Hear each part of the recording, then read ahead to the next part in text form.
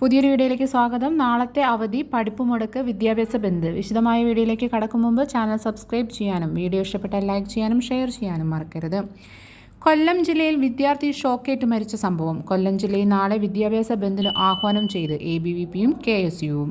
കൊല്ലം ജില്ലയിൽ തേവലക്കര ബോയ്സ് ഹൈസ്കൂളിൽ 8ാം ക്ലാസ് വിദ്യാർത്ഥി ഷോക്കേറ്റ് മരിച്ച സംഭവത്തിൽ KSU പ്രതിഷേധം ശക്തമാക്കുന്നു.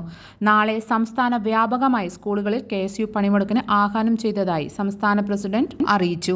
കൊല്ലം ജില്ലാ കമ്മിറ്റിയുടെ നേതൃത്വത്തിൽ സ്കൂളിലേക്ക് പ്രതിഷേധ മാർച്ചും നിയോജക മണ്ഡലം കമ്മിറ്റികളുടെ നേതൃത്വത്തിൽ പ്രതിഷേധ പരിപാടികളും സംഘടിപ്പിക്കും. ജൂലൈ 18 വെള്ളിയാഴ്ച വിദ്യാഭ്യാസ സ്ഥാപനങ്ങൾക്ക് ജില്ലാ കളക്ടർ അവധി പ്രഖ്യാപിച്ചു. കാസർഗോഡ് ജില്ലയിൽ കേന്ദ്ര കാലാവസ്ഥാ വകുപ്പ് ജൂലൈ 18 റെഡ് അലർട്ട് പ്രഖ്യാപിച്ചിട്ടുണ്ട്. ജില്ലയിൽ കനത്ത മഴ തുടരുന്ന പശ്ചാത്തലത്തിൽ പ്രധാന നദികൾ കരകവിഞ്ഞൊഴുകുകയും താഴ്ന്ന പ്രദേശങ്ങളിൽ വെള്ളം കയറുകയും ചെയ്തിട്ടുണ്ട്. ഇതിന്റെ പശ്ചാത്തലത്തിൽ ജനസുരക്ഷയെ മുൻനിർത്തി ജൂലൈ 18 വെള്ളിയാഴ്ച ജില്ലയിലെ എല്ലാ വിദ്യാഭ്യാസ സ്ഥാപനങ്ങൾക്കും ജില്ലാ കളക്ടർ അവധി പ്രഖ്യാപിച്ചു. ജില്ലയിലെ സ്കൂളുകൾ, കോളേജുകൾ, പ്രൊഫഷണൽ കോളേജുകൾ, കേന്ദ്രീയ വിദ്യാലയങ്ങൾ, ട്യൂഷൻ സെന്ററുകൾ, മദ്രസകൾ, അങ്കണവാടികൾ, സ്പെഷ്യൽ ക്ലാസുകൾ എന്നിവയ്ക്ക് അവധി ബാധകമാണ്. മുമ്പ് പ്രഖ്യാപിച്ച എല്ലാ പരീക്ഷകളും നിശ്ചയിച്ച പ്രകാരം തന്നെ നടക്കുന്നതാണ്. പരീക്ഷാ സമയങ്ങളിൽ മാറ്റമില്ല.